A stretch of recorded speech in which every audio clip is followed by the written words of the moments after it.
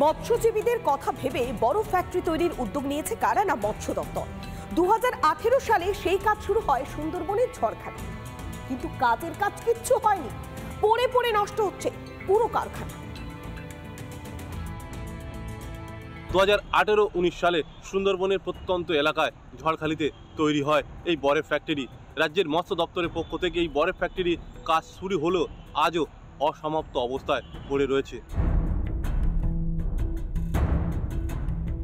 মাছকে সতেজ রাখার জন্য রাজ্যের মৎস্য দপ্তরের উদ্যোগে ঝড়খালিতে শুরু হয় বরফ ফ্যাক্টরি তৈরির কাজ, যা আজও শেষ হয়নি।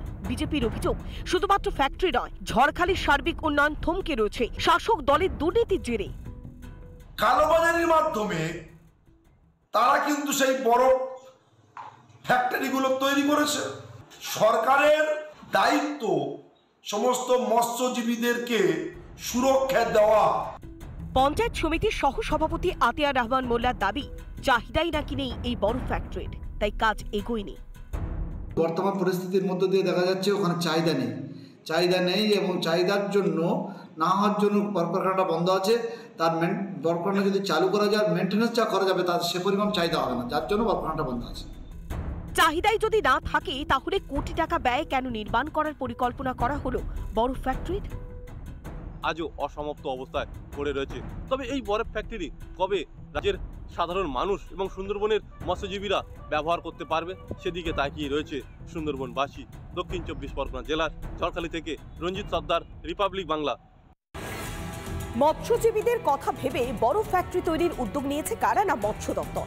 2018 সালে সেই কাজ শুরু হয় সুন্দরবনের ঝড়খালি, কিন্তু কাজের কাজ কিচ্ছু হয়নি, পড়ে পড়ে নষ্ট হচ্ছে পুরো কারখানা। 2018-19 সালে সুন্দরবনের প্রত্যন্ত এলাকায় ঝড়খালিতে তৈরি হয় এই বরফ ফ্যাক্টরি। রাজ্যের মৎস্য দপ্তরের পক্ষ থেকে এই বরফ ফ্যাক্টরি কাজ শুরু হলেও আজও অসমাপ্ত অবস্থায় পড়ে রয়েছে।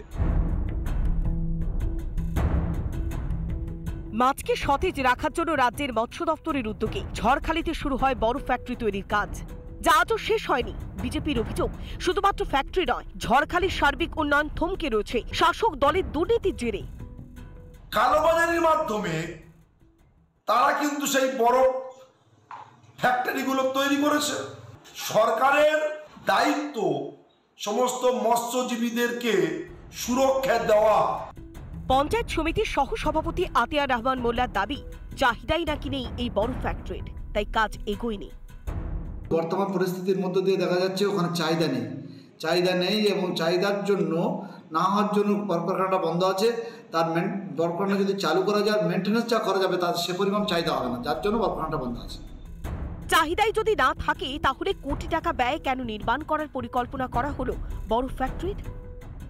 আজও অসমাপ্ত অবস্থায় পড়ে রয়েছে। তবে এই বরফ ফ্যাক্টরি কবে রাজ্যের সাধারণ মানুষ এবং সুন্দরবনের মৎস্যজীবীরা ব্যবহার করতে পারবে, সেদিকে তাকিয়ে রয়েছে সুন্দরবনবাসী। দক্ষিণ 24 পরগনা জেলার ঝড়খালি থেকে রঞ্জিত সর্দার, রিপাবলিক বাংলা।